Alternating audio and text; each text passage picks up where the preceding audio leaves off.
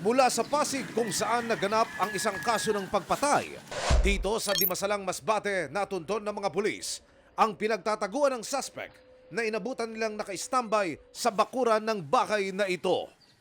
Inabangan ng mga pulis na lumabas ang suspect sa kalsada at nang dumating na ang pagkakataong ito, Polis kami. sinunggaban na siya ng mga pulis. Ikaw ba? O sige, relax ka lang muna. Huwag kang magsigaw ha. Pulis kami ha.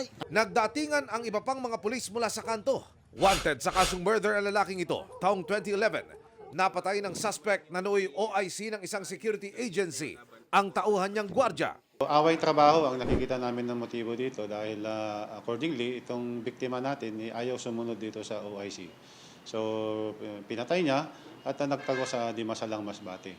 Makaraan ang halos 15 taon, nabigyang hustisya na rin ang biktima makaraang mahuli ang suspect na natunto ng kinaroroonan dahil sa traffic violation na kanyang ginawa. May nakuha tayo na ticket niya sa isang traffic violation dito sa Pasig na kung saan nandun yung address. So, in-exploit natin dito through intelligence fusion at natunton nga natin na nandun sa Dimasalang Masbate. Sinusubukan naming makunan ng panig ang suspect.